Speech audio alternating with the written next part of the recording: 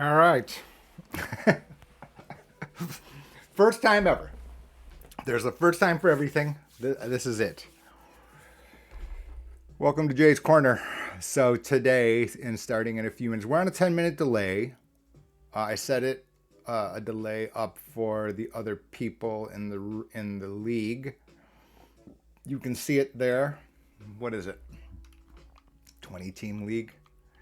And the reality is that I'm not gonna know a heck of a lot.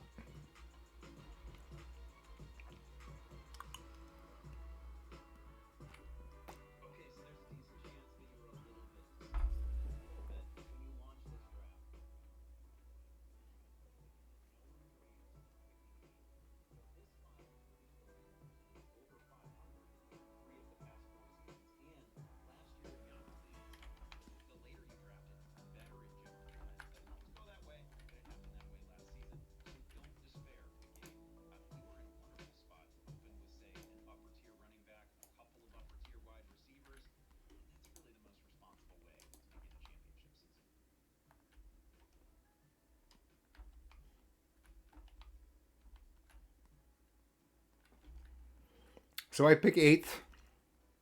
I pick eighth. That's my order. So what happens? We go down to the bottom, and then the bottom starts first for the second round, and on we go. I will tell you how many teams. Oh, it's 14 teams. So you can see it round one, round two, etc., etc. So we're gonna have some time. I can't remember if it's 60 or 90 seconds. I think we have. Uh,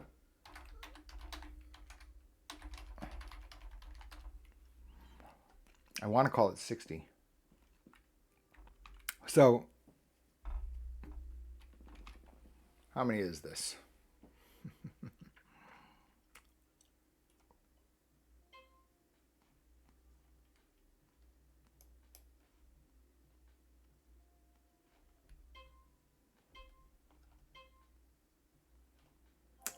So here we go, 90 seconds. In fact, 90 seconds. So Captain Kush is first. Jonathan Taylor off the board. So this is just showing in some kind of rating order. I've got a rating order as well. I'm going to be ending up chalk at the beginning, which probably means the first best running back on the board, which probably means Najee Harris for me. That's my guess. That's my thought at the moment, assuming he's still there. I'm probably not going for Eckler or Cook. I'm a little worried. I'm pretty sure Najee Harris is going to get. Do I want to have Nick Mixon is the question. So I want running back first that's going to catch some passes. You know, we're going to get into the nuances in a few moments. We're going to get to the nuances in a few moments. I'm not as big if I'm not going to get the absolute Cooper Cup or best of class here. Eckler, Cook, Harris, tough.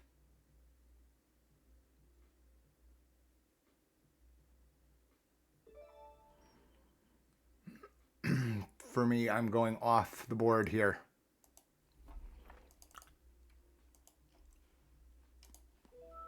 I've taken Najee Harris. So this is slightly off, off this strict ranking. And we're going to get into it here. So basically, what ends up happening, there's a scoring system. For new people, what ends up happening is for every game, you get a different points total per person per game, and you're playing against another team. You can ask me what in high heaven are we doing here on a live stream?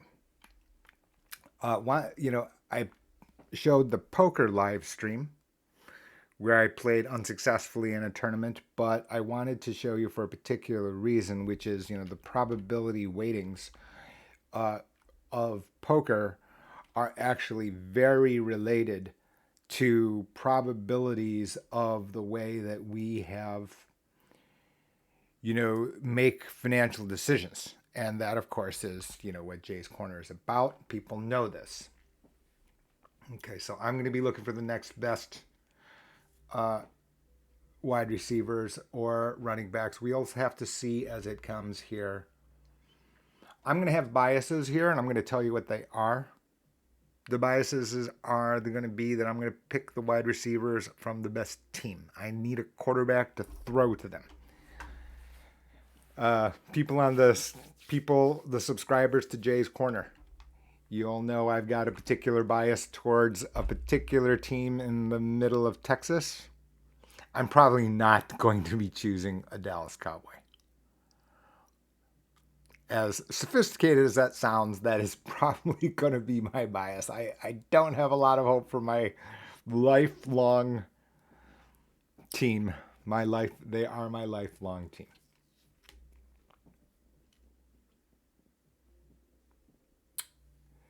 I'm not a Swiftie. Kelce, Fournette. Fournette is probably going to have to get the ball a lot. We got Tom Brady out. We're not sure. We don't know about their receivers. Then again, Tom Brady won with the New England Patriots, so we don't know. So I'm 5 away. 1, 2, 3, 4, 5. Kamara. I'm not a Kamara person.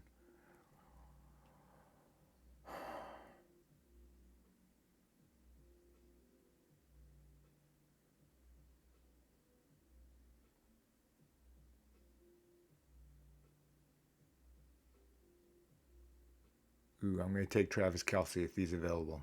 I doubt it. I think he gets taken here.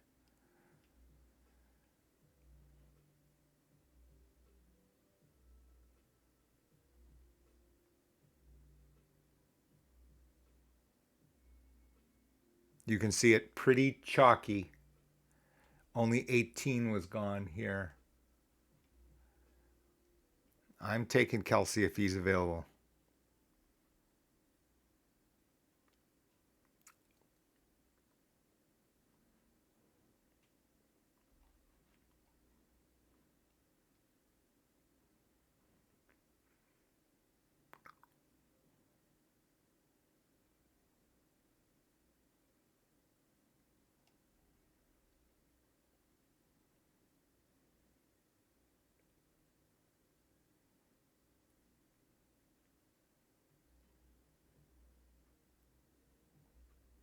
Strange for it to take this long here, this early in the draft. You'll see that, right, because it makes complete sense that this is almost going in order. But you can see 17 through 21 have been gone, which I think is kind of interesting, maybe. Yeah, that's the problem. Kelce gone. I did not like that.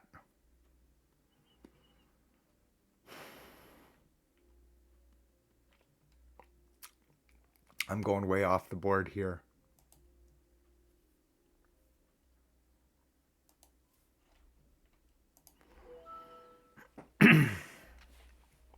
So I need running backs here. I'm not sure if on this pick as much, to be candid with you. We could have, what's that, Mr. Unlimited? Is that who it is? Mr. Unlimited throwing it all over the yard. That is a concern. So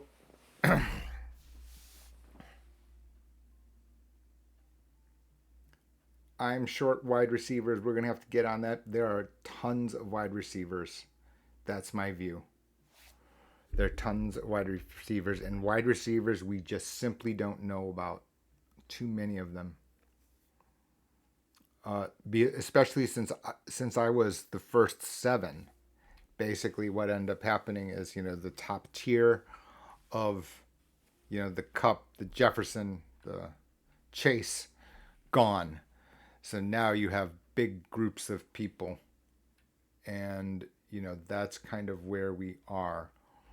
So in addition to all of this, you can probably guess, right? There are tons. This is like a crazy it is a crazy, cottage industry here. That we've got all these tools in the world that exist for analyzing who you should draft and who you should keep away from, and this entire thing. Uh, you know, we are going to be down to what? We are pick number 36. This is kind of around the Kyle Pitts area, who's probably okay, but we don't know who's going to be quarterback. We don't know who's going to be quarterback. I don't like Michael Pittman, although he's going to have a good year, I think, because I think the Colts are going to be good.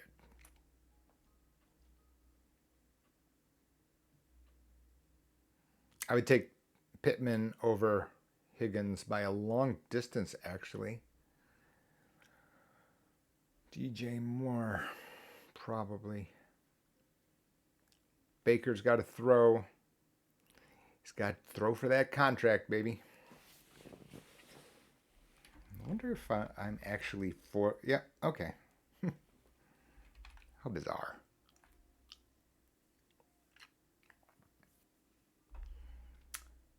So, right around here,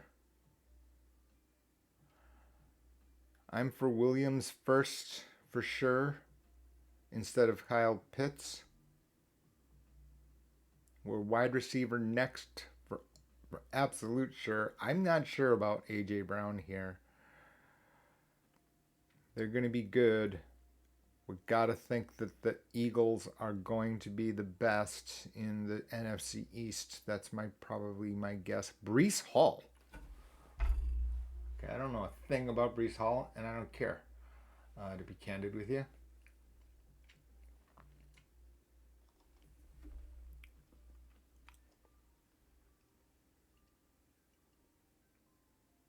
So I'm, 8 picks away. 1, 2, 3, 4, 5, 6, 7, 8. So it looks like Kyle Pitts or Mike, I'm very much, our next pick is a wide receiver.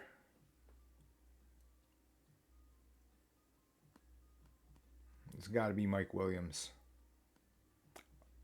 So we got some good picks here. I'm going to pick the best one from the Chargers.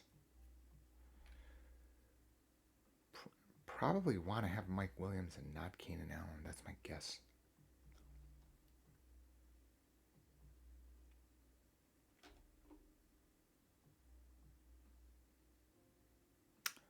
Mark Andrews would be a good pick because he's a wide receiver. I mean, he's not a tight end. He's a wide receiver. And I'm still under the camp that Lamar can't throw. Is not a great thrower. Awesome quarterback because he can take off and run 95 yards, but that's my own view.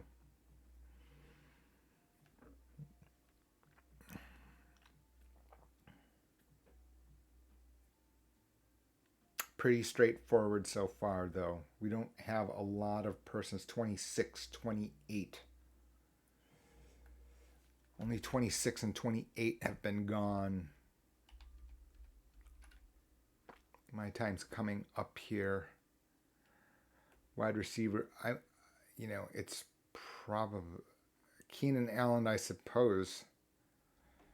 Keenan Allen, DJ Moore. DJ Moore, probably not. I'm probably taking Allen. Brown. I'm going to take a wide receiver or Mark Andrews. If Mark Andrews is there, I'm taking him. For sure. Although...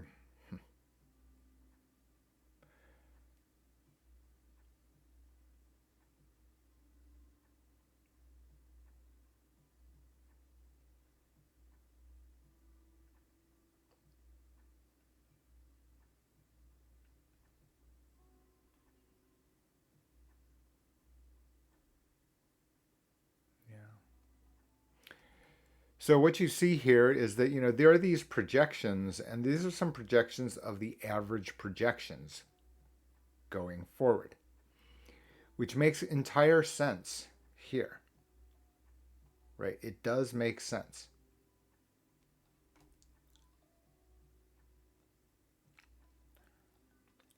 I want to say it's probably A.J. Brown instead of Keenan Allen is my guess.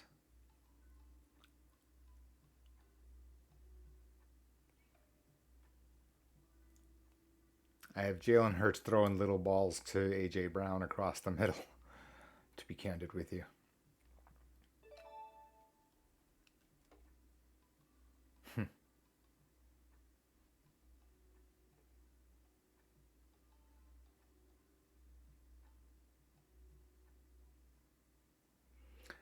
Can't on board. Am I on board with Baker Mayfield? I'm going to take Keenan Allen just because I've got to have the possible MVP thrown to him. I don't trust the quarterbacks here. So you're basically you're basically choosing based off correlation. So now let's do our segue here. So why today? So basically the graph on the lower end here is basically what you're trying to do. You're trying for the highest average, highest score per week for your team as an overall team. You've got central expectations of returns of each of the line items. That is not kind of like how an investment portfolio gets built. It's entirely like an investment portfolio gets built. That is the same technology. So what are people trying to do? They're trying to have the highest average return with the lowest amount of risk on the downside. And that is graphed here on this curve. When you see a 60-40 stock portfolio, 70-30, 50-50, etc., that is the calculated result which has this curve. So people who are playing, you're here because of fantasy football, for example. Let's say you don't know me from anyone and you're just like here for kicks to see, what fantasy football actually looks like. The reality is that fantasy football is looking like trying to get to this average and building a portfolio to have the highest return. This is exactly the same type of technology here because what you end up doing, and we're going to get to the nuances. We're going to get to the nuances soon because the nuances are also going to be applicable here. And then lastly is going to be, okay, well, how am I going to change my approach relative to all of that? This is kind of a generic. I don't love any of the picks, to be candid with you. So what happens is that, based on my position in order over here on the left-hand column, basically what ended up happening is, I didn't get the best and the best and the best and the best, right? I would have liked to either have first or the last because then you get immediately the first pick of the next round. But that's the way that it goes. As in anything where the choices are suboptimal, right? So this is different, right? How this is different than creating this curve? Well, it's different in creating the curve because you have scarcity, right? In other words, there's only one of each player. That all said, you have constraints when you're building this port efficient frontier, right? This is not Jay making stuff up, right? I'm not inventing the shape of this curve. If you look up modern portfolio theory, right, you will see this. And the reality is that this curve is built from linear algebra. So now you thought you were here for fantasy, which is still true. But the reality is that the reason for today's stream is actually due to the fact that you're building this portfolio to have the highest expected return under as many conditions as possible. Now and then from there you're dealing with restraints. When they're building these portfolios here in the professional market, and this can be, for example, robo. This can be, for example, if you go to a stockbroker, Schwab, Fidelity, you go to targeted retirement fund that might sit in your 401k. They're deploying this graph. And if you think, and anyone who tells you differently, you can disregard pretty much everything else that they are telling you they know about the way the financial world works. Literally. Because it reveals to me, and it should reveal to you, that this person doesn't understand how the structure and combinations of Legos are built. There's not 20 different techniques. There's one. And if you subscribe to Jay's Corner and you subscribe to the newsletter, right, what you will see is me comparing different groups of teams. We've got Vanguard, we've got BlackRock. I'm coming up soon. Am I for Lamar? Am I for Lamar instead of a wide receiver?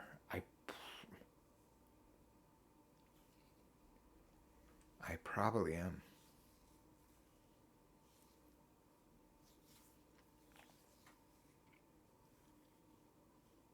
I probably am.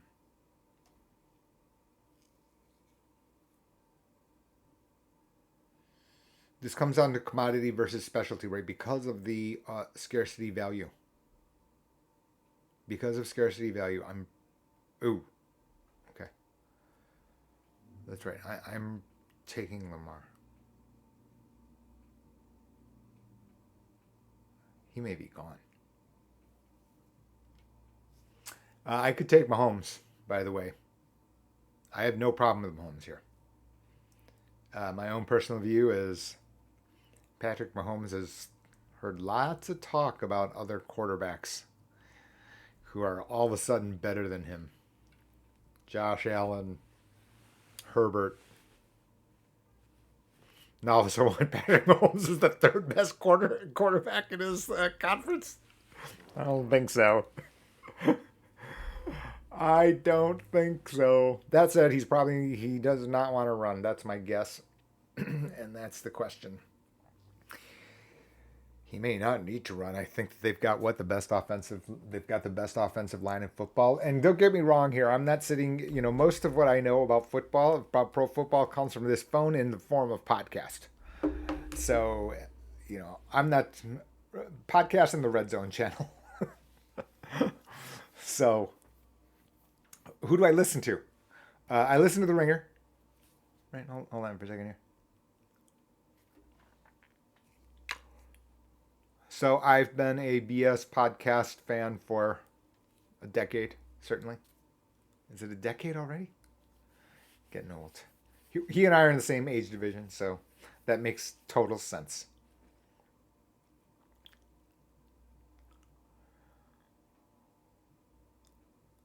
I listen to Mina Kimes, of course.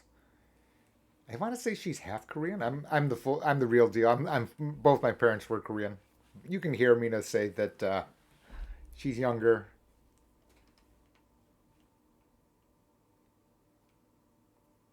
Who else? PFF. I haven't heard too much PFF podcasts, etc., and whatever Roto Grinders and all this kind of stuff. I don't. I used to listen to a couple for daily. And daily fantasy is different. We'll talk about the difference there because it's a very important, notable difference as it comes to building this curve. Very, very, and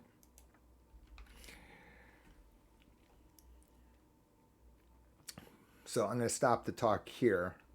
Yeah, that's the problem. Lamar is gone. Lamar's gone. That's the problem.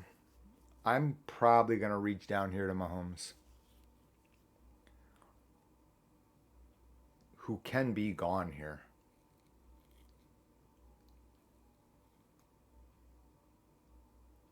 He can certainly be gone.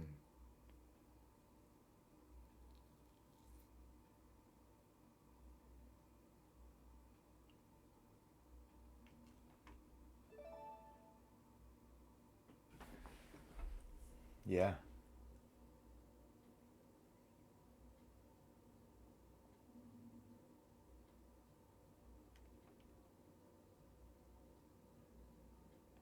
Wow. Am I going all the way down to Jalen Hurts? That is brutal.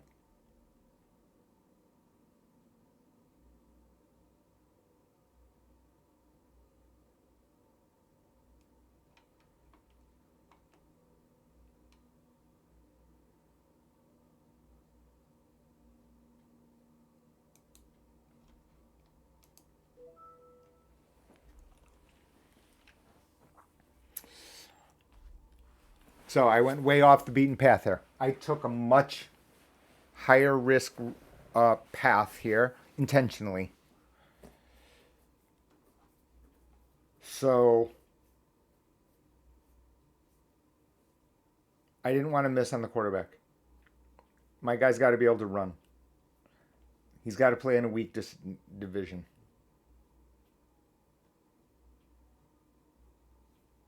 One way or the other, I've got the Eagles winning that division. I don't think the other teams are any good in that division, so I think they're gonna feast on them. So we're down to 6 games here, where the Eagles should eat. They should. I've got a biased view, of course, because I watched I support the Cowboys, so that's my problem. That is of course a bias here. We're gonna get to some other stuff here. What else do we need? We need a tight end. Again, I'm not as concerned here with the wide receiver. I'm concerned with scarcity, and that's why I had to go up to quarterback. Because you're talking about him running for 700.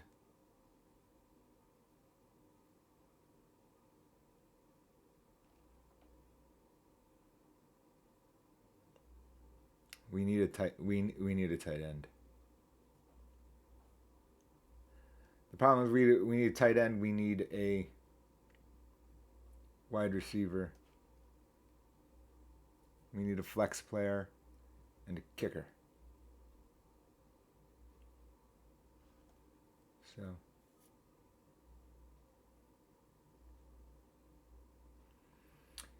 oh, I want Juju. Heck yeah. Man, do I want to have boy would I want a Kansas City, right? So much along the same line of what I just said about Mahomes. That's what I figured. These are pretty good here. Judy, Juju for me, right? We've got quarterbacks here that we can depend on. Dalton Schultz pretty good here, by the way, because I don't think that Dak has any other choice. Half his offensive line is out. He's got no he can't really run it. We got questions about Zeke. We've got hurt wide receivers. Your choice in basically is Dalton Schultz for 20 passes of 5 yards. The problem is there's no upside there. I'm not sure if that's what we're looking for. I don't know. We're gonna have to check out, what other tight ends even exist, and I'm gonna look at that on a different site here because I'm a little worried about tight end. Right.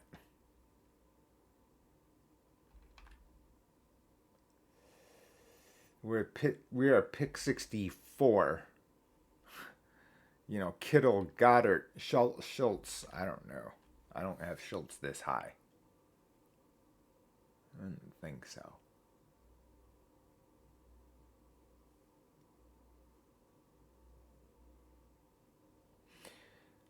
So we don't have a lot of people here. We need running backs. Uh-oh. We need an extra running back because these guys have the same bye week, which is a mistake by me. So one of the other restraints is the fact that we've got bye weeks and my Williams here is not good.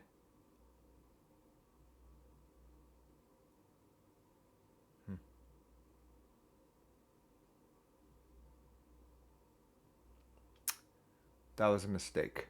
That's a newbie mistake, right? I've picked my 2 running backs on the same bye week. That's going to be a problem at that point in time in the year. I'll have to adjust.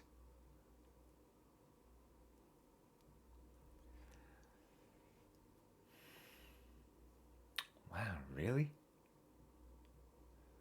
I'm not for that. I would much rather have Juju. Can't have, or Gabe Davis. Something like that.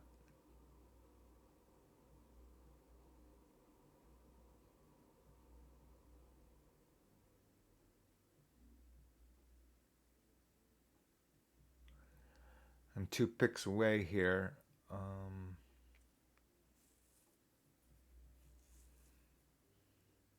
My guy could be gone. I know wide receiver that's not the 8th week. It's Gabe Davis. It's not Singletary. Rashad Bateman, absolutely not.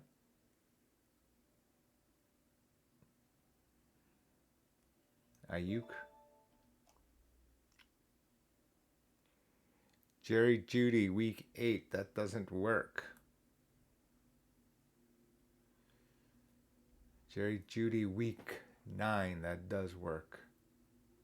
Juju, week 8.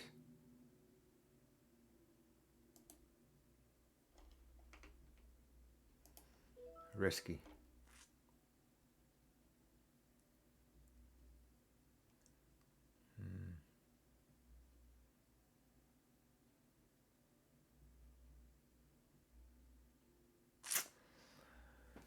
Don't really love it here. I've got, well, first of all, I have 2 people from Denver. That's not great.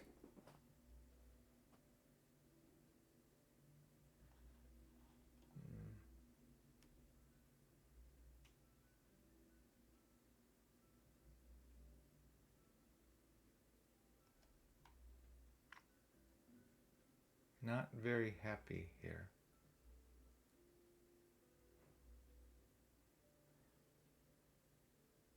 Marquise Brown. Hollywood Brown. What's he doing down? That's okay, but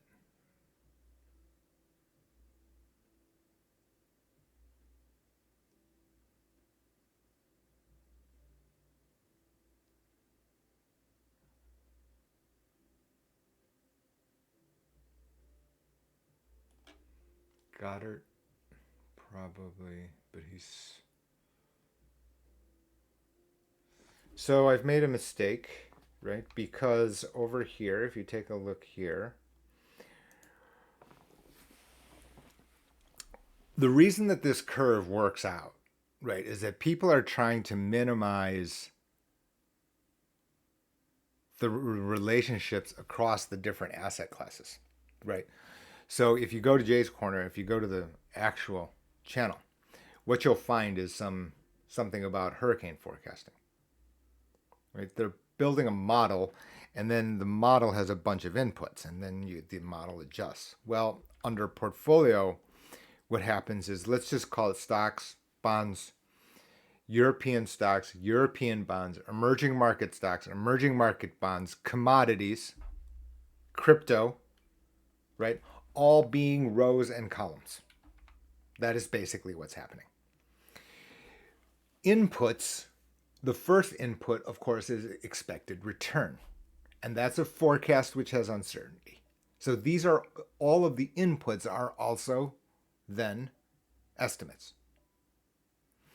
So now let's say the forecast for stocks, let's call it 6%, 7%, 9%. The US stock market, S&P 500, will have a variance, a standard deviation, and a variance of return. And then the next line will be the US government bond, the US bond market. Let's call it the Lehman Agg, ticker AGG. Right? And you can see that when I have presented how financial markets have done, I've been doing this for you, which is, okay, the net result then of the portfolios can be the targeted date fund from your 401k from your large employer. That absolutely is there. If you got a portfolio that was built by, Betterment, Schwab Intelligent Portfolios, okay, those are all this same technique that is built to create this curve that you see here underneath my image. Now, from there, there is discretion, right? It is not purely just plug and play because you do have restraints.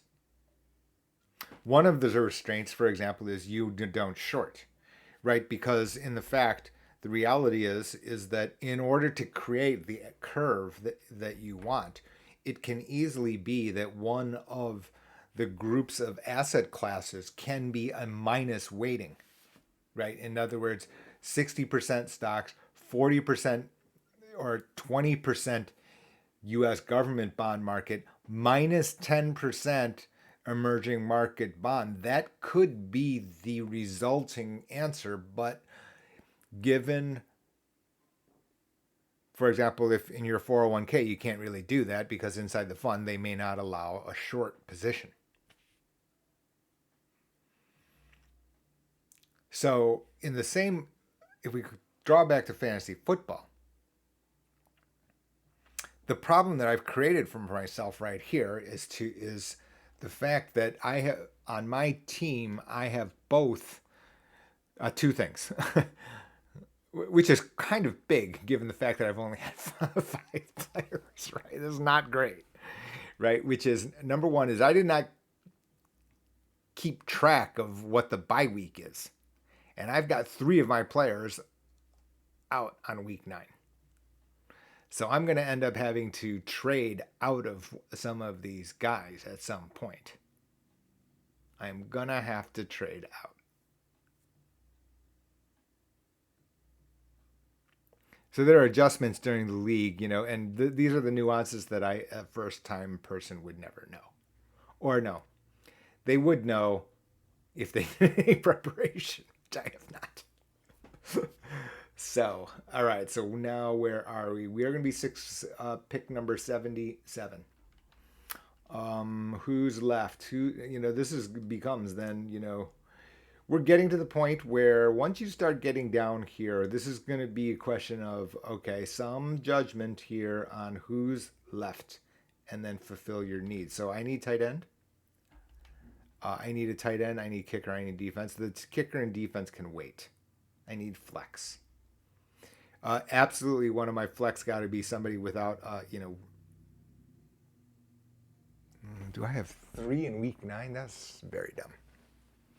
This is the problem, right? Because I have 2 players from the same team, and so now I've basically forfeited. You'll lose that week, which could be intentional.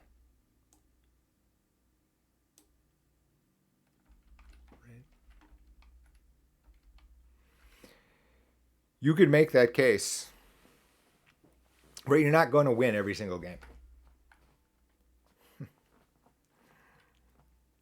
You're not going to win every single game. That's something to consider. Dallas Goedert would fulfill my need for sure, although the problem is he's on Philadelphia. That is not good. Dawson Knox? No. We've got the dregs here. Here's the problem. Zach Ertz, no.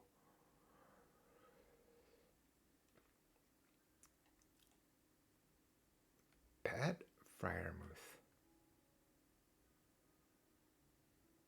Week 9, that doesn't work.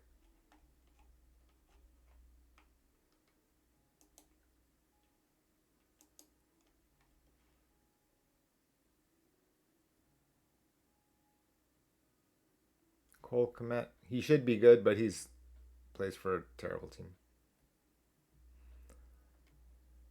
Dawson Knox, Dallas Goedert. Not interested in Knox. I am interested in Goddard, though. Unfortunately.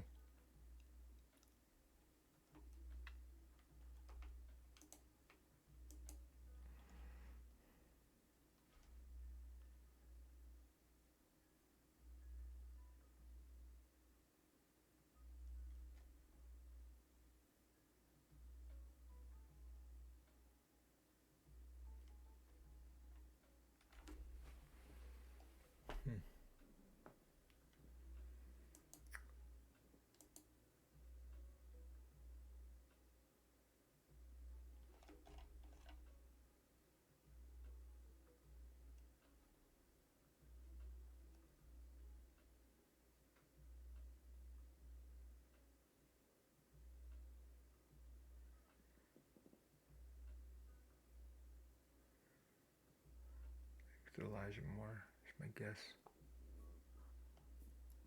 Not bad.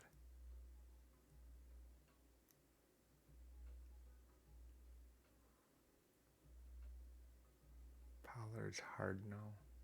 Hunter Renfro.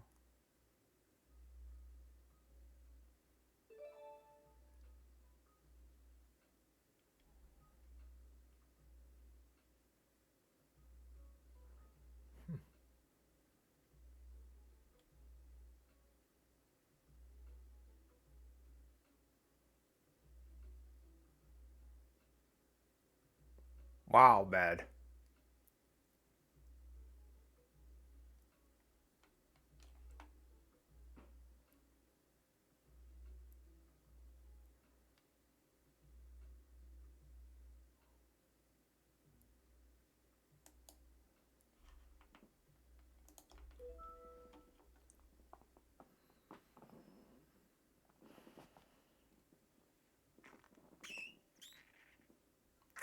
So because I've screwed this up, right, I've done two screw ups, right, which out of five, which two out of six is not good. And the reason is that I've got two people from the I have two people from the Broncos, which means the bye week is 9. And on that same week, I also have Najee Harris, who I expect to be the workhorse.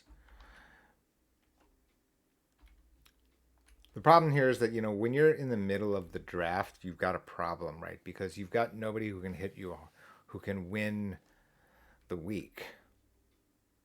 So as a result, your X bar, your expected return on average, isn't high enough. Right? You can accept the variance if you're paid. Well, how's that different than Tesla? Right? It's very volatile, but its overall return is very, very high. So as a result, it's worth the variance, it's worth the uncertainty around the line item. Well, how's that different than building this portfolio of players for a team? It all you've done here is change the restraints. All you've done here is change the restraints. We've got more than that, of course, and like I said, and those restraints aren't trivial, right? In a portfolio, you can short. You can't short in your 401k, for example. Usually that restraint is turned on, for example, right? You've got other restraints in different of these fantasy leagues where you've got a budget and there's some auction, or I don't even know how that works. Like I said, this is the first year I've ever played this. But my point here is that, what you're also trying to do, one of these inputs on this set of assets that you have, again, US stocks, US bonds, Europe stocks, Europe bonds, Asia stocks, Asia bonds, commodities, energy, alternatives, crypto. I've named 10 off the top of my head. This grid is big. The issue here is that what you're also trying to do is make them uncorrelated, right? So that, for example, if US stocks goes up, that not everything else goes the same way. That's part of the diversification. That's kind of why people try to say, or you've got this thing about, am I diversified? If you watch on thestreet.com Fast Money, you'll hear Jim Cramer saying, am I diversified? You hear this, build a diversified portfolio, build a diversified portfolio.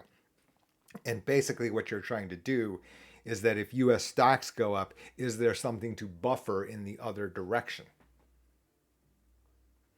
It also explains what has happened this year, right? Is that the buffer in this building of the team here on fantasy football, buffering here has not worked in financial markets, which is the number one commonality across financial crises. That the relationships that you believed were in here, the relationships you might have had here in this team, broke down. Now here in fantasy football, you don't get to punt out some guy and just replace it for zero. In your portfolio, your friction for making this adjustment is literally zero. You can adjust your portfolio. You can adjust your weighting. We'll get to the weighting in a moment. Here, I'm coming up. Not very happy. Tight end kicker, huh? How many more? And then we've got like a bunch of reserve people, which I'm going to want to have to do.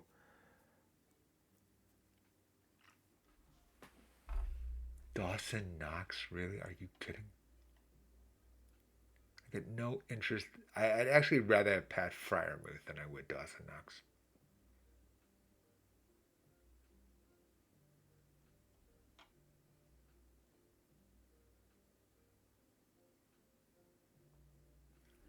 Is that really the case?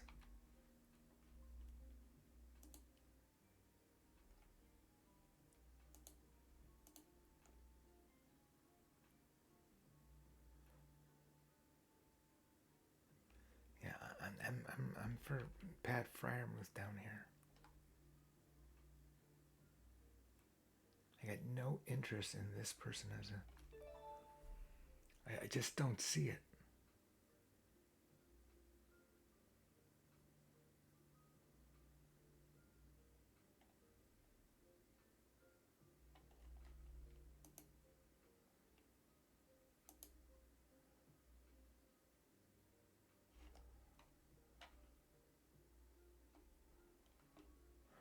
God dang it.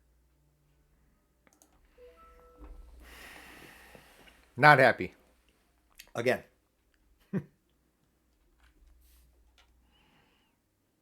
Kicker defense. Who's BN? What's BN?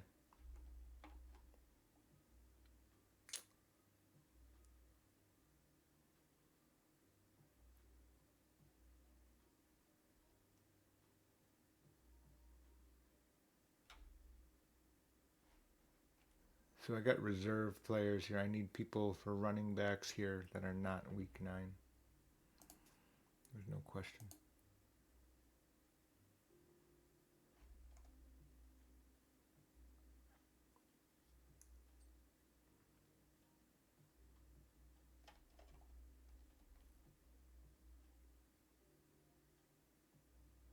So what I need to do here is I need to try to get away from the mistakes. Right, so I've made a couple of mistakes, right? I have 2 people from the same team. Right, so much like this portfolio. Right, so the portfolio, you're trying to build a diverse portfolio where the line items don't exactly move and we can't have correlation of 1. Right, so if US stocks go up by 3%, we can't also have bonds go exactly up by 3%. Because why we get no benefit from dividing any money into those 2 assets.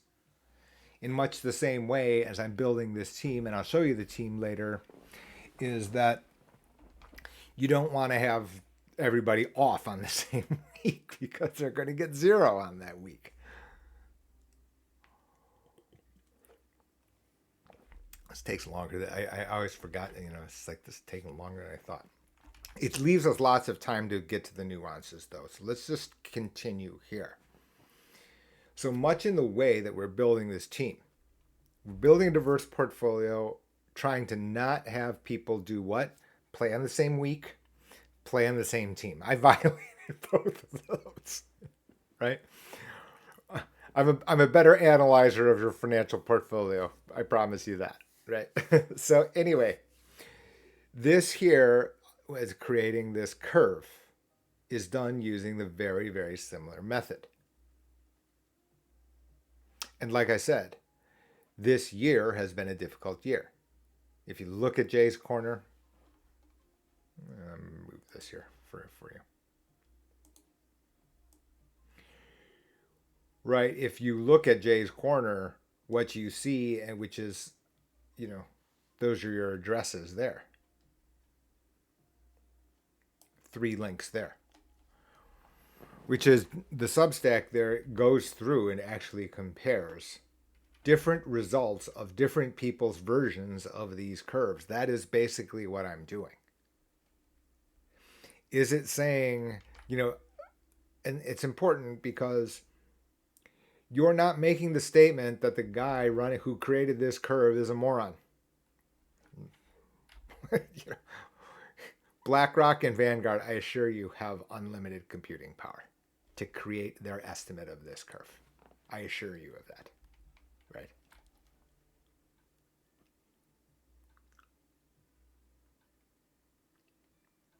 And somewhere down here, what do I need? I need running backs not off on week 8, thank you. Who are like going to be decent? James Cook, no. Darrell Henderson.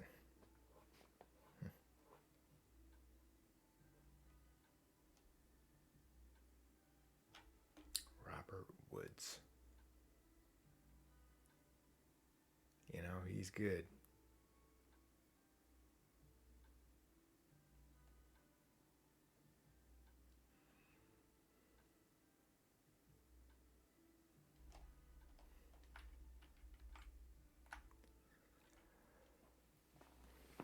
When we take a look at this, then what do we have, right? I mean, we're back to get the highest return and on a portfolio basis have the line items move against each other. You can't really do the moving against each other thing here, right?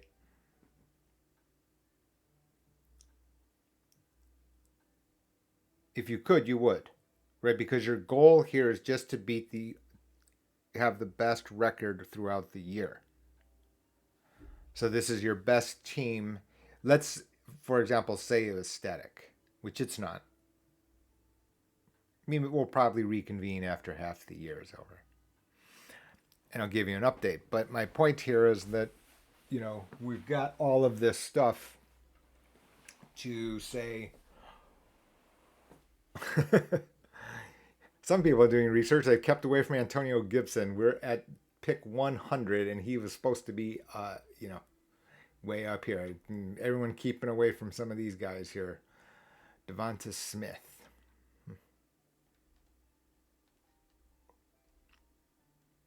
All right, so I'm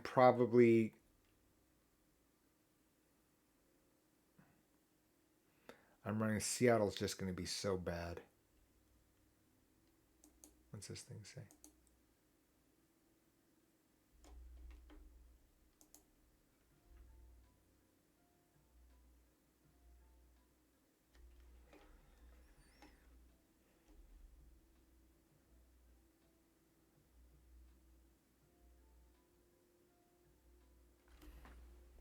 Cook is no.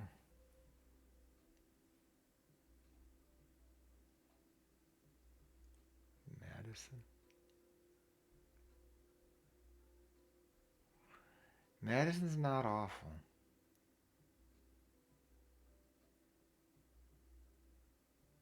Jamal Williams. Not terrible. Olave.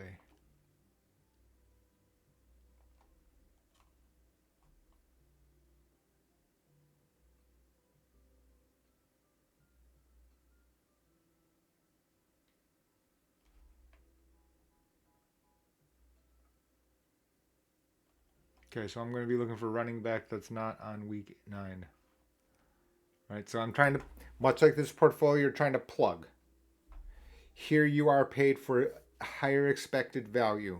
And one of my expected values, I need one of them to score some points when one of these guys rests here during week 9, and that's a running back. So you have this process of elimination in selection to meet particular criteria under a particular set of factors that you're facing.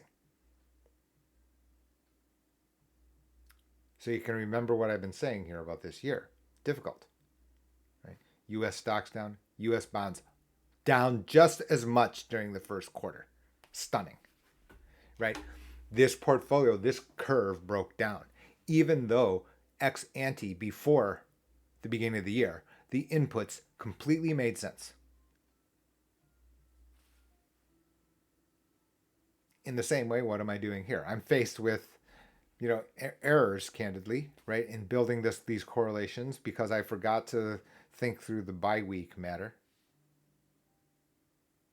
right, which is a big deal, right, because that number is then 0 for 2 players during the same week. I can deal with 1, maybe. I need persons to slide into these spots. So this, one of my restraints is now, one of my top restraints now, candidly, is I can't have off weeks here in 7 on week 8 or week 9. I cannot have that. So not week 8, not week 9. So that kills off these persons. Stafford, I've got a quarterback. Devonta Smith, 7, no. Running back, Darrell Henderson, 7.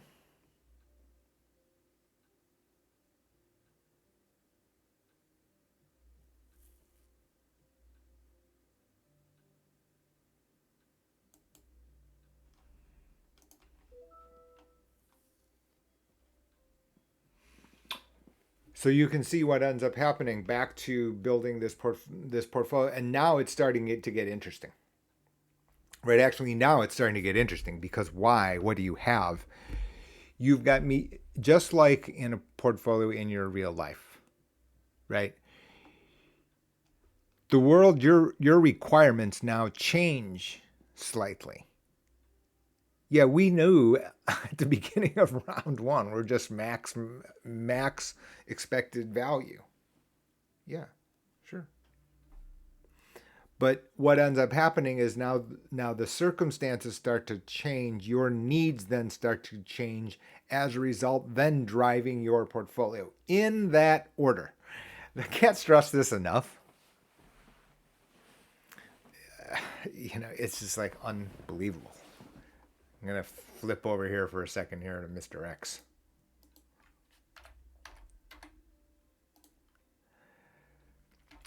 Followers of the channel are going to be tired of this, right? If you look on the video on my YouTube channel, on Jay's Corner, you'll see this. This is a financial planning matter, right? This is what I actually do for a living, right? This is what the heavy lifting, the deep end of the pool. And you can see the mistake that somebody's making is that, there's obsession over, this number as an individual line item, as if it created the entire thing. Your objective is biggest green, period. And you can understand why I started Jay's Corner. People silo. I'm sure silo is not a verb, but people are pigeonholing you as if this were the entirety. To figure out your Social Security timing. Can't be. Because if you took Social Security and you made a different, it had portfolio move, and as a result, it had bigger taxation rule, you've sub-optimized your green. Only happens every day. Right, so what ends up happening is you go on YouTube, you click around, you put search, YouTube, the second biggest search item, and out come like 7,000 different line items. And so fine, you got that one line item wrong. So fine, you what? Bit off your nose to spite your face? Yeah, that's the way it goes. So that's exactly what you've done. So here, and that's why I'm laughing at myself, because I wasn't considering this bi-week matter. So now the question is whether or not I can backfill here, which I'm going to, you're darn right I'm going to do. Kicker and defense, this is, I'm going to leave those to the end here. I do want to take this rookie though. Wide receivers, I need wide receivers not on 8, and I need 2 of them. So that's probably my guess here. I'm going to be looking for the best wide receiver, not off in 8. No, can't be. Tyler Boyd. Tyler Boyd is like the third wheel on a bicycle, isn't he? Shouldn't he be like trying to get out of there? I would choose Nico Collins, but that's a bit too much homerism to my alma mater. Chase Claypool. Can't be that. We've got 9, not week, not 9. Devontae Parker. No.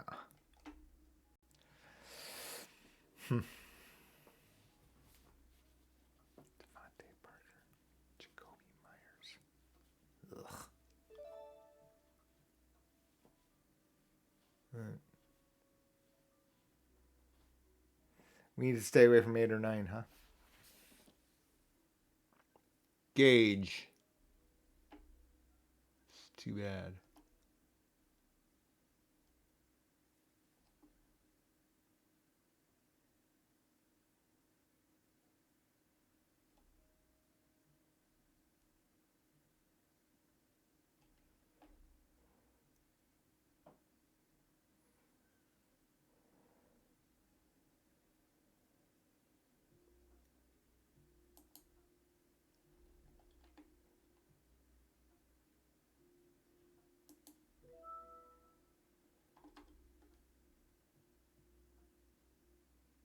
The stretch.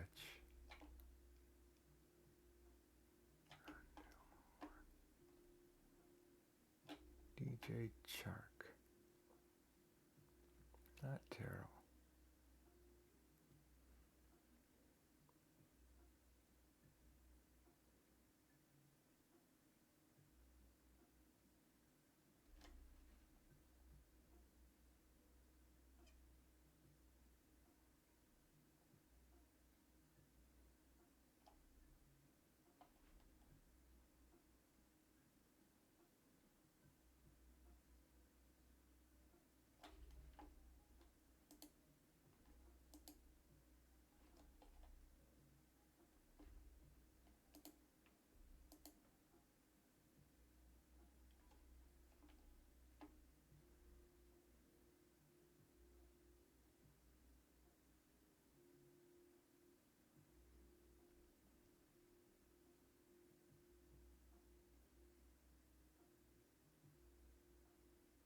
This can easily be the Hunter Henry is better than.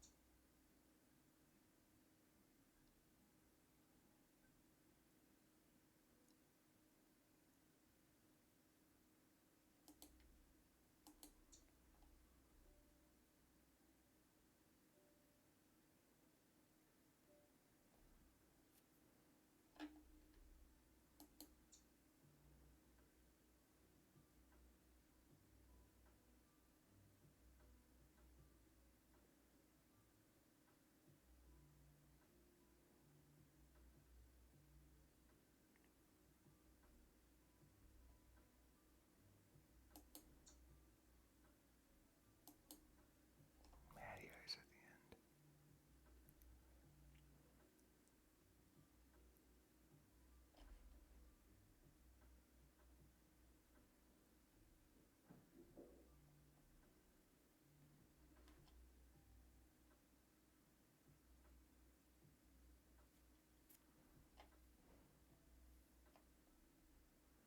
Jared Goff. No. So back to the portfolio. Right. So the first 3 months here, you could see this breakdown here. And this is what happens when you break this as a result of the breakdown. This curve worked. Now, the only way, to be candid with you, this as I call it the stable, right? Our stable over here basically avoided a lot of it by a tremendous degree. And basically, you don't need to know the math on how all of these things get built. However, you do have to have some intuition about how it gets built because then you can find the weakness. And the weakness was yeah, okay, I understood the inputs. I understand the inputs. Right? This is known.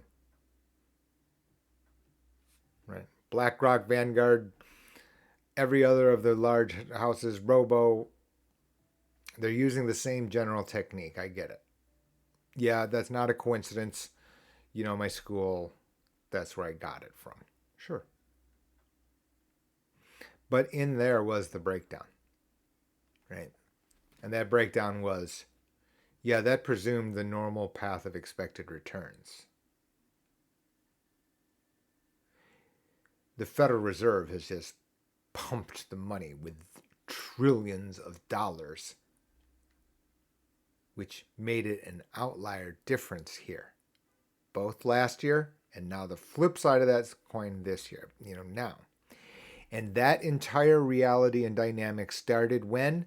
It started Q at the end of the first quarter last year, coinciding with the origination of Jay's Corner. So basically, what I'm telling you is that, while the technique is very, very similar to the panel that we were sitting there in this draft, the weaknesses here also is the opportunity in relative terms, right? In other words, in the average case, it's fine. Like I said, the persons with unlimited computing power probably have it right. And if they don't have it right, guess what? They've lost all the market share to the next door neighbor who does have it right. So the idea that they got it wrong, it just does not make sense, right? You don't need my Ivy League degree in finance in order to figure this out. You don't need my experience to know this. Just think practically. In a hyper-competitive world of commodity products where I could switch between the two for $0 and it's frictionless, what's the likelihood that one is completely great and the other one's completely a moron? Nah. Okay, so now I'm looking for tight end Rachaad White. No. Others, I'm a little weak here. I need running backs still.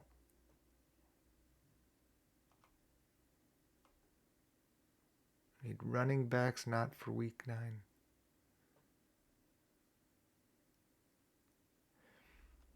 Okay, now. The way that scoring works is you get better Carson Wentz. Boy, it's worrisome to take Washington.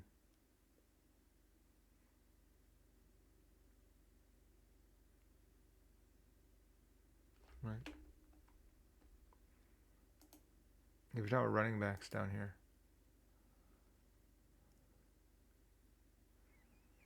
Mostert? Probably.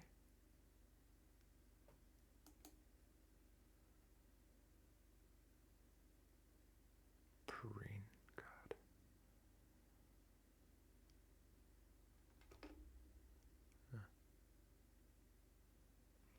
McKissick's not bad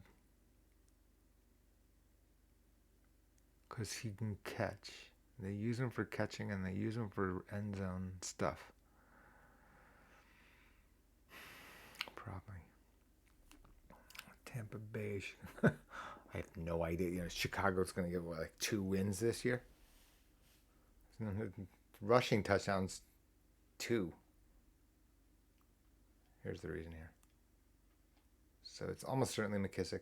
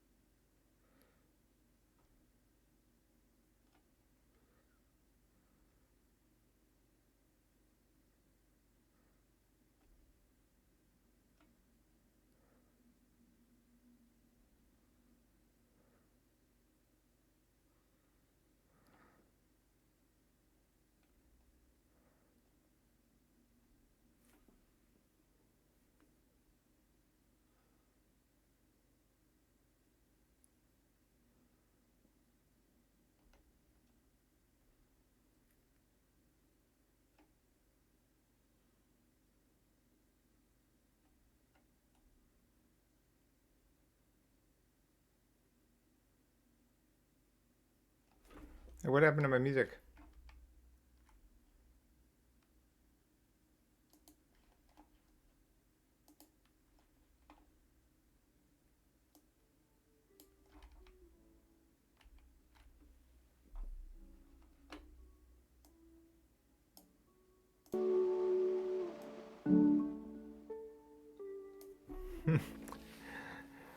Oh, good. Oh no, we've had it right. It's okay.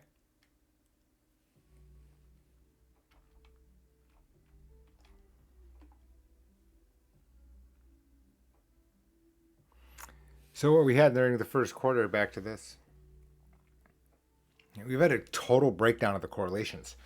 So as a result, the only way around that, what happens here is that you thought that the correlation grid looked like this. Remember, I talked about 10 assets, and you build this 10 by 10 square, and you've got to input a bunch of different presumptions here, and people use historical data, historical correlations.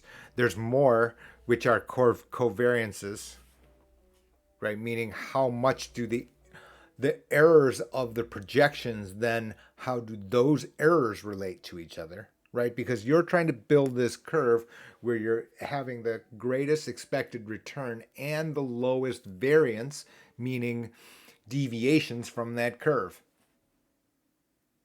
It's not the only time you have this type of exercise. You've got moving inputs, and then you create a model to create a forecast for the future. There's not any coincidence to the fact that I've put up hurricane diagrams. Right? There's error involved, right? Because you can have the greatest meteorological model on the planet. There's still, at that time, there can still be an error, which can either be randomness or the model's wrong. But let's not call the meteorologist a quack, right? That's, you have to stop short of that. They didn't get their degree out of a Cracker Jack box, right? They didn't. That's a fact. That person's pretty darn good at science at some point. So in this same way, you have this thing in financial matters, right? That you've created this diversified portfolio, much like using the idea and thought process using to build the NFL fantasy team. It also means that, lots of people understand NFL fantasy way better than I do, right? You've poured over roto grinders and all these different data services that I'm sure exist, and there are all sorts of subscriptions and this, that, and the other. Okay, I'm up. Whoa.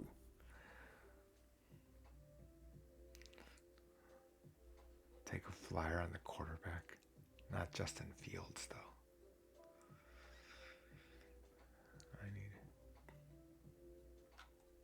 need a second tight end, just in case he stinks, which could happen.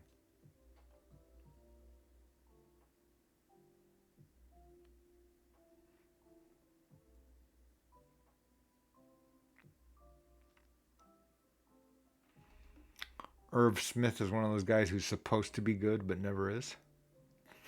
Talk about it. Hey, you got the players who are supposed to be good but never turn out to be. It's ridiculous.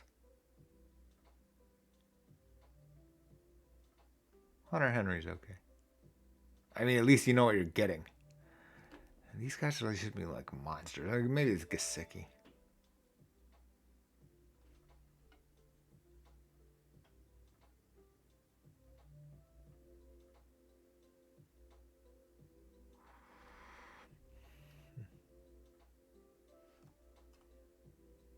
Can't be 8 or 9. So these guys are all safe.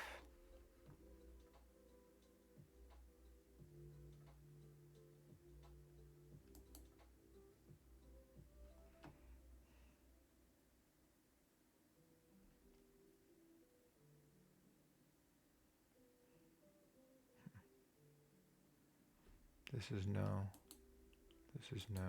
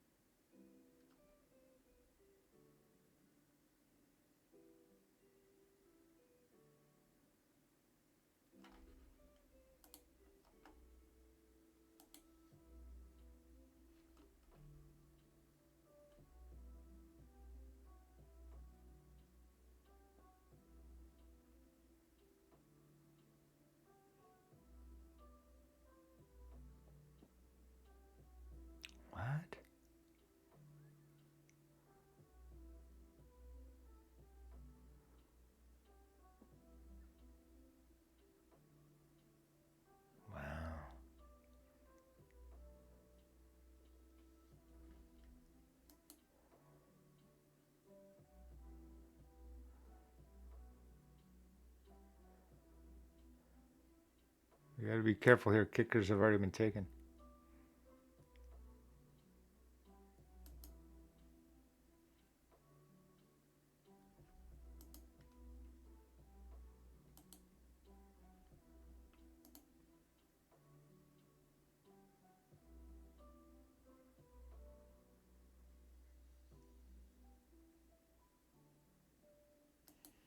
Yikes. All right, kicker defense next.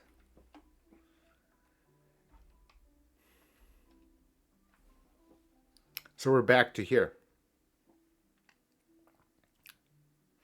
Right, so what ends up happening is you've built this diversified portfolio, it's off. My point here is that, it shouldn't have been done in this order to begin, much back to kind of one of my points that I've made here earlier, which is, the financial planning thing, right? Because you're handed a lot of this stuff as a result of circumstance. Life throws you a curveball. You have a DNA defect. You have a child who may have special needs, which can also be because that child is a genius and needs every last dollar in order to get the most. Right? This is not necessarily negative. I'm just saying not X bar the average case. That's what I'm saying. And from there, then you then adjust. And then from there, ultimately, you then adjust your portfolio so you can understand my point. We actually have two of these curves. Two. Right? While everyone wants to talk about this curve, the one that is just your investment portfolio, certainly that's layer number. That's the one that gets all the news. CNBC is about that.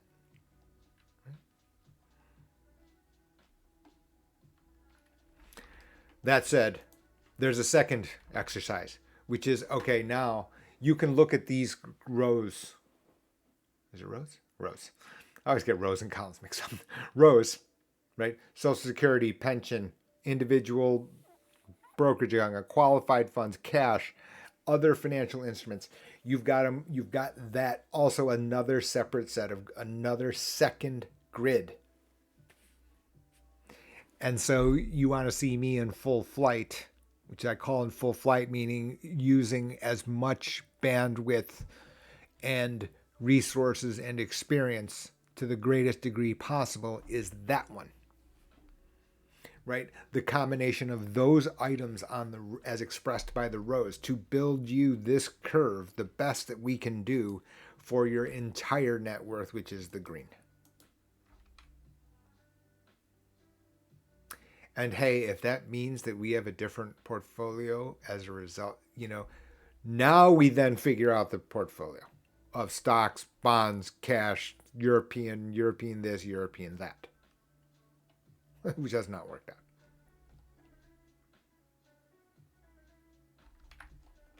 Let's go back to draft. I gotta be soon. I'm wrong.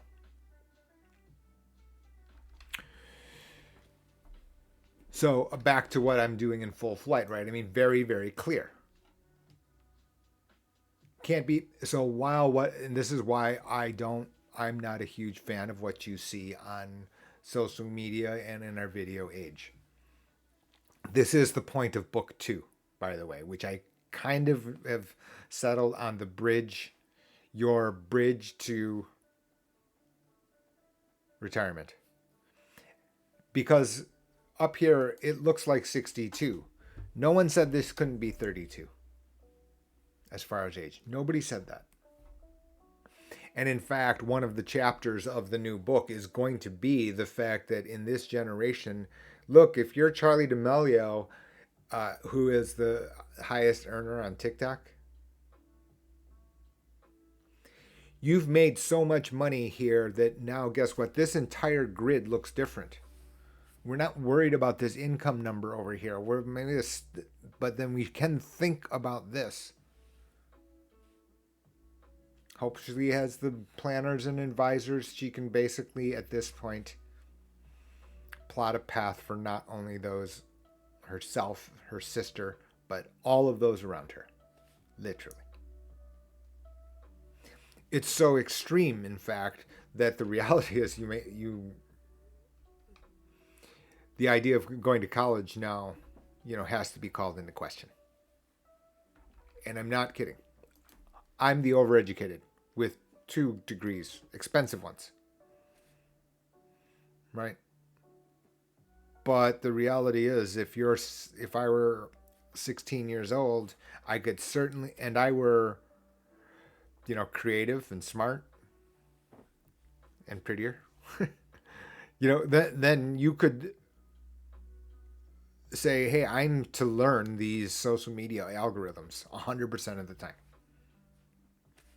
And guess what? I can take off for college. I can go to college when I'm 21, 22, 23, right? What the D'Amelio sisters, made like $20 million each a year. Each. You do this for 3 years, at that age, and I don't even know what I don't think they're 20. I think they're 21. Something like that. Who knows? I don't even know. We don't know how long that will last, right? TikTok could be closed 20 in a couple of years. It's a non-zero scenario. Absolutely a non-zero. Doesn't stop the 17-year-olds from staying on and scrolling. I mean, I scroll on it. I don't know who the D'Amelios are, right? So of course I know.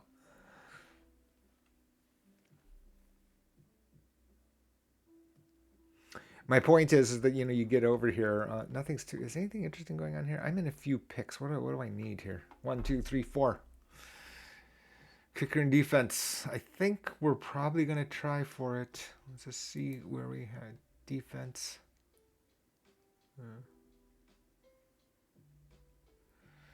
These are more than good.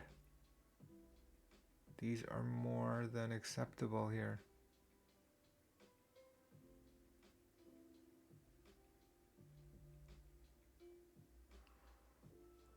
Von Miller has gone.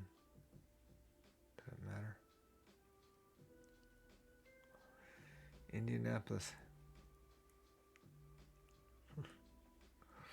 One thing about Indianapolis, maybe Indianapolis.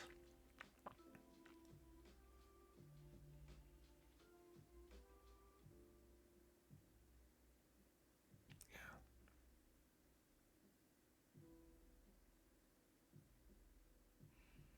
Right. The problem is LA, Denver, they're playing. I'd rather not play Justin Herbert and Patrick Mahomes if I'm Denver, so there no. I don't really want to play against San Francisco, who torches me. And Seattle's no problem, but Arizona. I don't. Arizona, they sound like a tire fire, but I don't know.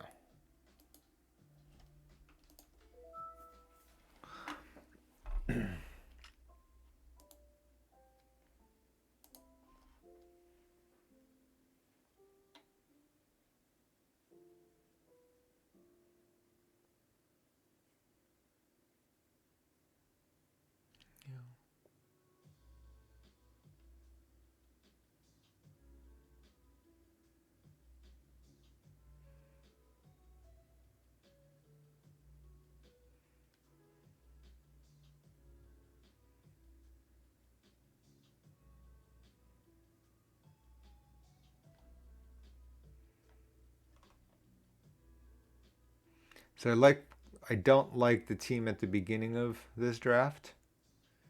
I do like the team now, however. Not bad. Did I get running backs to get out of there? I did. I get Henderson and McKissick.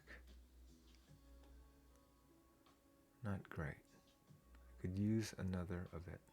Kicker and then running backs, huh? Kickers and then running backs is probably it. That's probably where we're going. Kicker, then running backs. So, right, and back to here. So D'Amelio's, right? So what has happened here, and the reason that I've decided to write the second book here is because this date here has now moved. Right? This date is now changed. The anchor of this date is now different. Right? People are like, oh well, I am now 62. I'm getting ready for Medicare at 65 and Social Security, blah blah blah. That's the obvious. That's the obvious. But Jay's Corner, the reason I started this channel is because, the fact of the matter is, by the time that someone's 62, the reality is my stable has persons who have understood everything that I've said on this video entirely. Like 100% of it. I promise you that. The vast majority will not, because they've pigeonholed these rows. Oh, well, I got my stock guy, I got my insurance guy, right? I got my financial person. Guess what? If you screw up insurance and because you don't understand how it's taxed, this number here is $5,000 a year, $10,000 a year higher than it would otherwise be. You know why? Because this part over here was wrongly run, creating a tax situation which increased your insurance. That happens.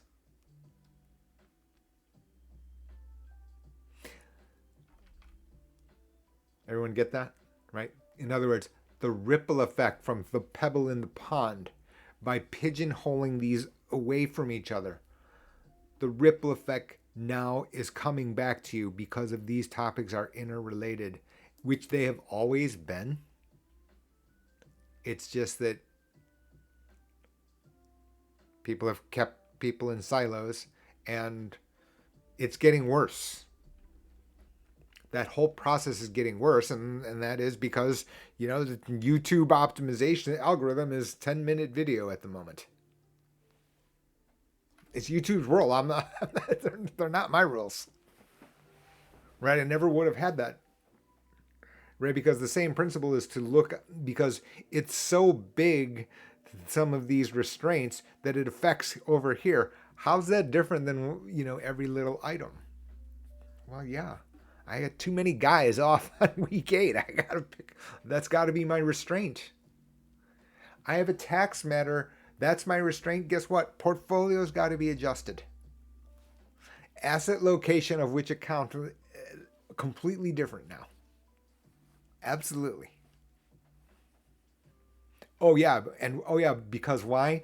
Because even worse is that your answer over here has a lot to do with other random events that you don't control and your financial guy doesn't control, who all the way, by the way, if you look on Jay's Corner, for the most part is a person who candidly is many, many, many, many levels away from the actual information on how the dominant amounts of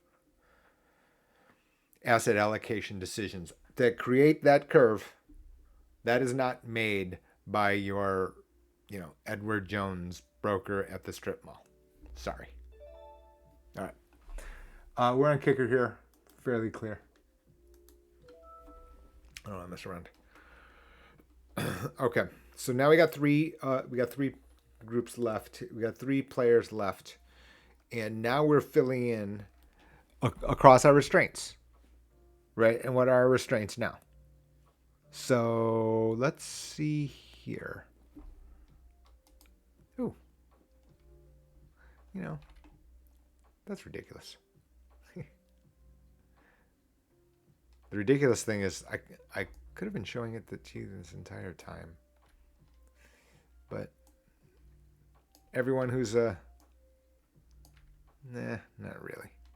Doesn't look very good, does it? So over here, I could do it again, but it's kind of late. I'll do it. Give me a second here. Figure it out.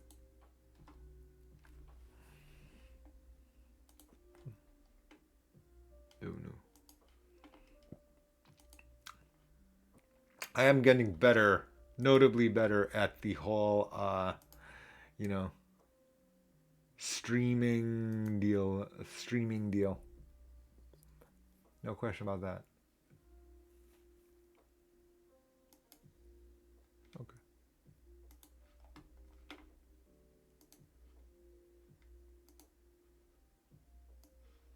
Of course, as I've, patted myself at the back, we're probably going to have like some disaster next couple of minutes.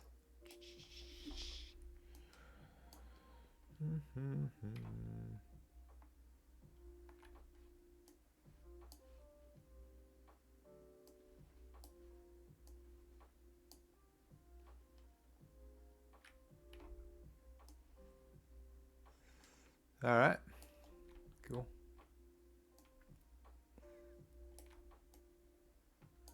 Pretty scary if I actually knew what I was doing.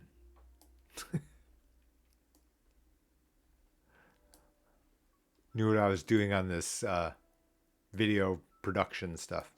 I know what I'm doing on other stuff. I think I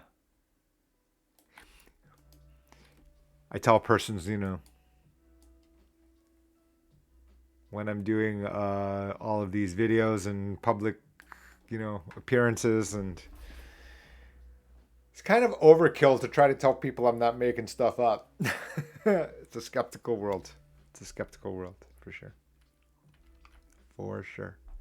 Okay, so you can see over here, right, the stuff that I mismanaged, right, that I didn't. It's my first time, like I said, I've never ever played season long, so I didn't really consider this interaction. I know how daily fantasy works. Ooh, we got to discuss this. We got 3 picks left. If you look on the channel, you'll hear me talk with my nephew, Oscar. And, there's a reason for him, right? First of all, that's not your average kid. No question about that, right? High IQ kid. Very creative. Very creative. Much more so, I could never imagine like coming up with this stuff. And but the point is that he's not tinged with the bias of what the general population's been hit, right? You're all siloed off here, right? I mean, this is why I'm trying to appeal and trying to talk on this stream, right? Because you NFL fantasy people, let's call yourself 27, 28 years old, 25, 23. Guess what? I'm trying to tell you from the beginning the earth isn't flat. That by trying to silo it off, that is basically by the flat earthers.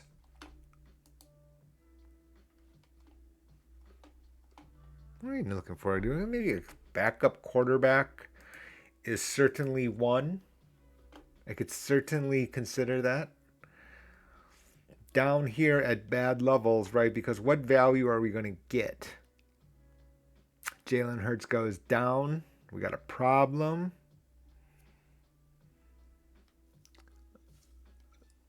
Najee Harris is a winner. I'm telling you. It's running back and backup quarterback. It's not backup kicker. Robert Tonyan. I wonder why is this low?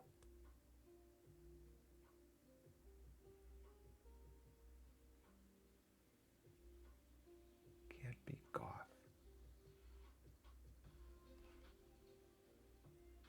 We got 2 tight ends. It's still running back, right?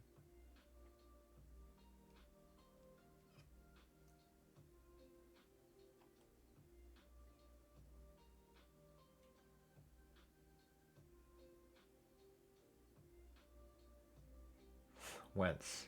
No way. Darrell Williams. Connor got hurt.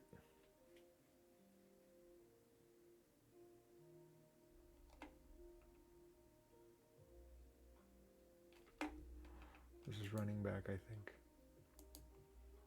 This for me is still running back, right? Because we need running backs that can catch. Because this is a league where you get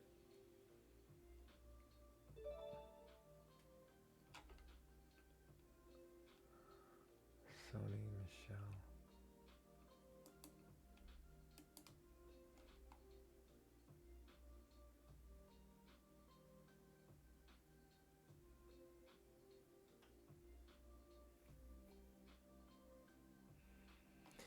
These are terrible. This is kind of what ends up happening at the end here. You're sitting at the bottom of the barrel.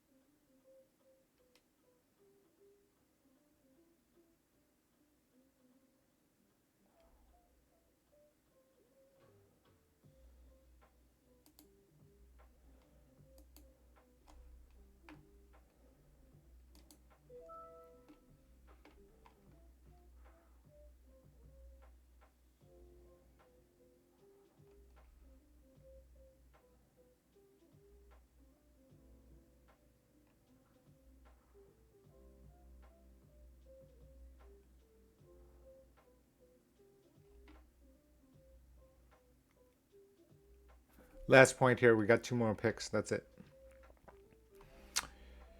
So you can see how understanding the payout structure matters.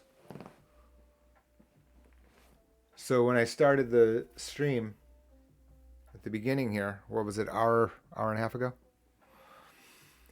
When I started the stream, we were talking about what's the point of season long fantasy. Season long fantasy is to have the highest average for your team because you're not changing it every week, right? You're not wholesale changing. You've got restraints, which is scarcity. You can't have overlapping teams with other people, competitors. And in addition, you're trying to have a diversified portfolio, which is why, I was telling you I kind of screwed up because of the stuff that's sitting over on the right. Right, which is my team here had too many people, blah blah blah, of particular weeks off. So that was a screw up. There's another one, which is, remember, in the restraints, we've got the expected returns of the different assets, much like we would build our team. We'd have an expected return, and that gets all the attention. And then we're talking about correlations where, for example, in this particular case, we don't want the people to be correlated, right? Because why? We need some balance across our teammates. And in over here on a portfolio, you also want the same thing, some balancing.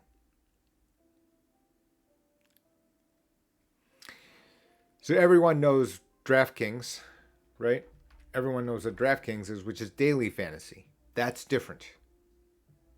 So while you have the same goal of highest total score,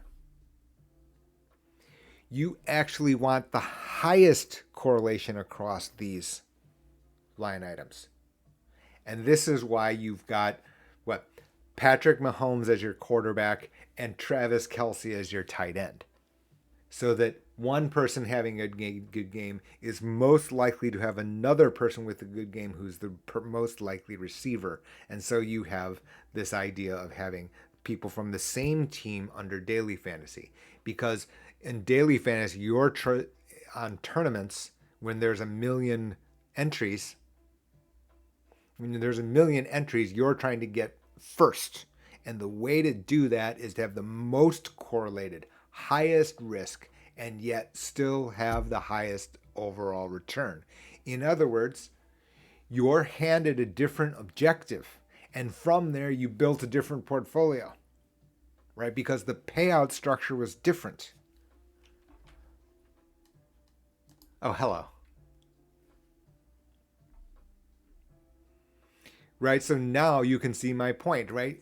You have, if down here in the green you have $10 million, we have people with $10 million in the stable. Sure, I'm up. I don't mind a backup quarterback here, just in case, and I don't mind this flyer here with Justin Fields. I don't mind it. Who's the backup quarterback? Do we have any other backup quarterback that I'd rather have? Is gonna Baker Mayfield.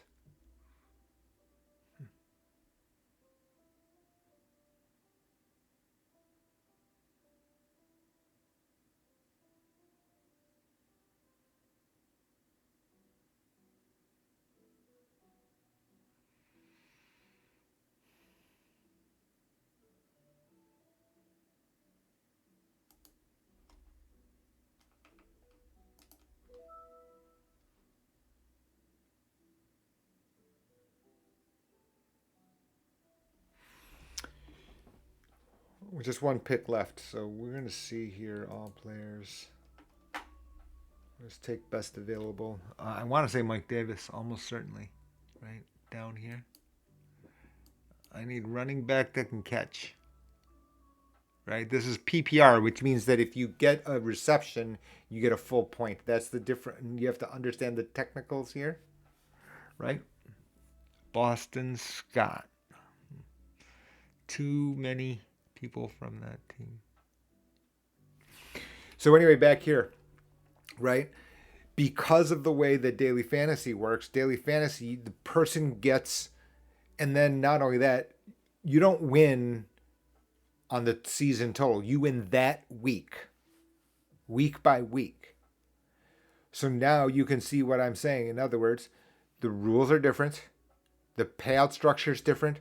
Therefore, the portfolio is different. Not the portfolio is different and then you just let the results come out. That's bass-ackwards, which is kind of my... Now you understand why we got this live stream, right? More ways that actually what you may have a commonly held belief. If you gloss over it, what'll end up happening is you'll have the wrong approach. So what'll end up happening? Very likely the suboptimal outcome. So if I use the same approach in that I use for today's stream in a daily fantasy contest, that would not work. Why? Objective is different. Payout different. Entirely different. In fact. And from there, like I said, so you can see what ends up happening, right? As a result of that, if you don't understand this, just like over here, right? You have a certain life situation. You've been handed a certain deck, or you've been handed a certain set of circumstances. Your objective, even on the line item, is different. And then you have to know other rules and other interactions with other matters. Right? So what you can understand that, why I need to take a 2-hour break here in front of, this random thing where we're looking forward to the NFL season. And why I like the diversion of sports, right? Which is that the inconsistency, and inconsistency is my nice way of saying, the amount of misinformation and wrongly formulated information that you're given on financial topics is both stunning and disheartening. Both.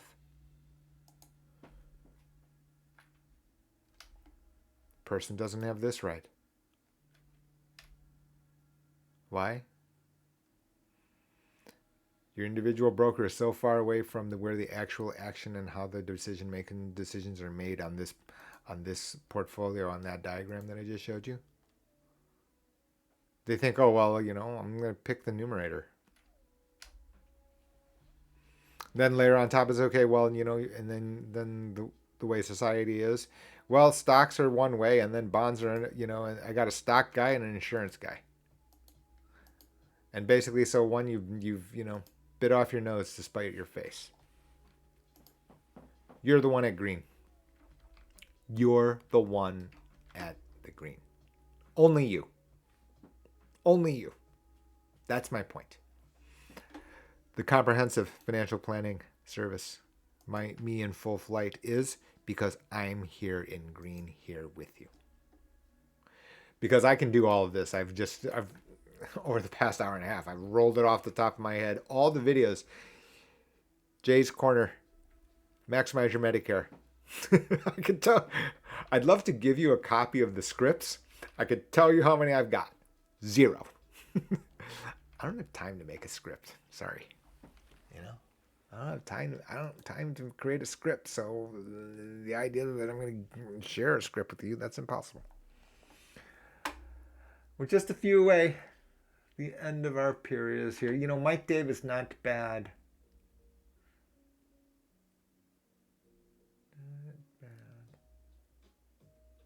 Darrell Williams. Darrell Williams can get some work. James Conner went down. Boston Scott. Boston Scott's this other guy. It's like, hey, he's cool. He's a cool guy to root for. But it doesn't work out. Miles Gaskin, no.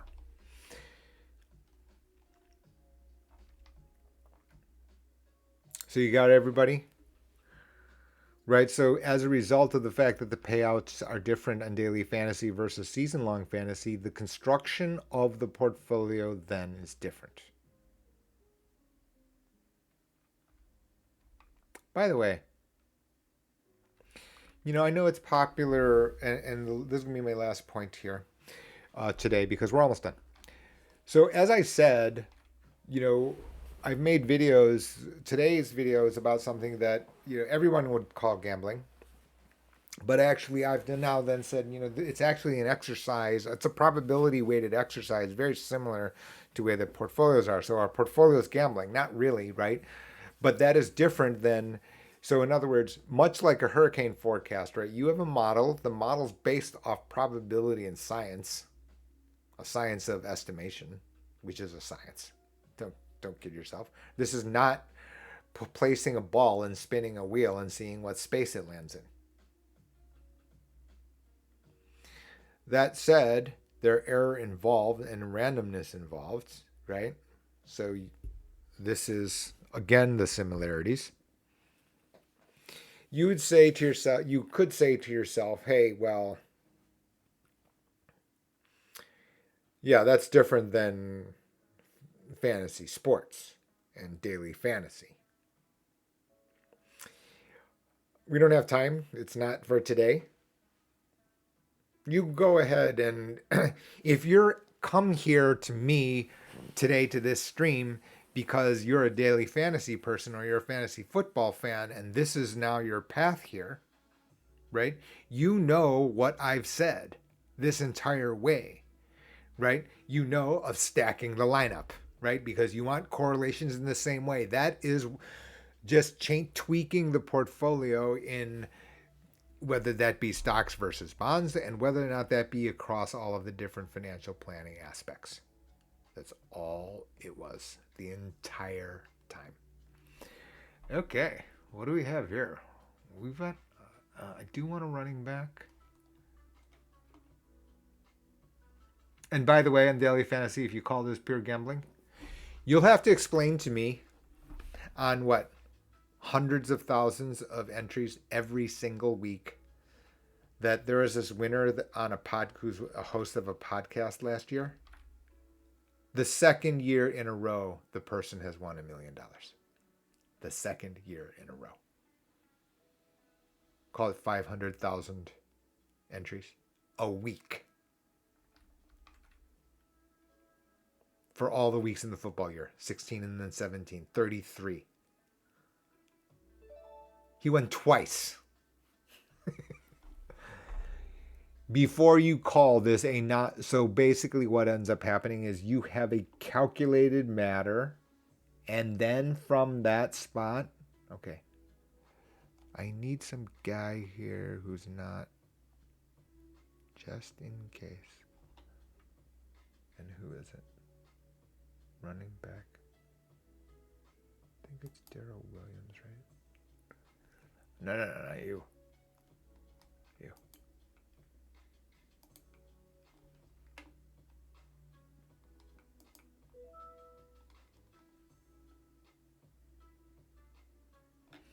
That's it.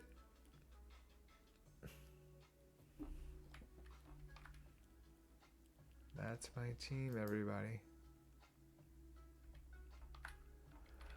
How'd the videos? How did this thing work out right? So that was my punchline here about this whole creating this. Right. So I've created this efficient frontier.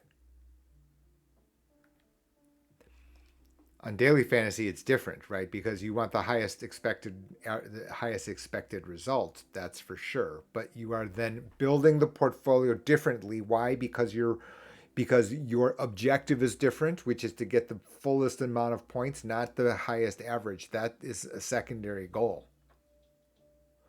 So much, and here ultimately is really my punchline today, which is it doesn't matter. I don't care what your inquiry is to me. Jay, I want you to figure out, what's going on with my long-term care insurance. Is this appropriate for me? Is it not? What about life insurance? What about a deferred income annuity? What about these lifetime guaranteed income riders? What about, Obamacare? What about Medicare Advantage? In much the same way that we just went through for 2 hours, right?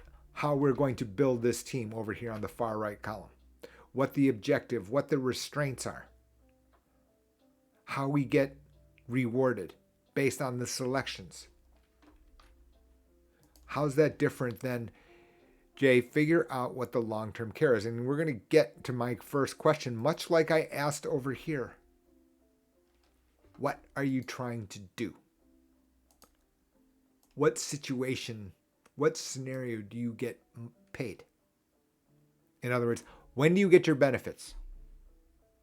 Under what circumstance? What combination of events do you get the max for your dollar?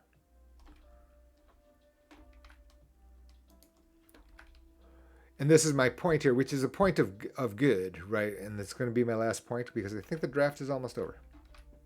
Right. Ooh.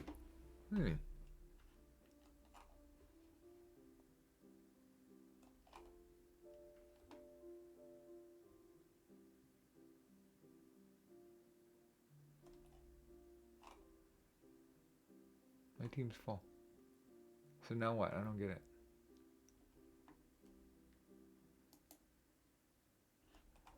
We don't get to do anything. Which is, whenever you approach any financial topic, your first job is to precisely define the objective. Precisely. Not I kind of want, lollipops and for the tooth fairy, and oh yeah, by the way, I want the tooth fairy to be dressed in orange. Yeah, I get all that. It's got to be more precise than that. From there, then you can get the resulting components, whether that be your daily fantasy, whether that be your season-long fantasy, whether that be over here on any of these line items, whether that be ultimately the green.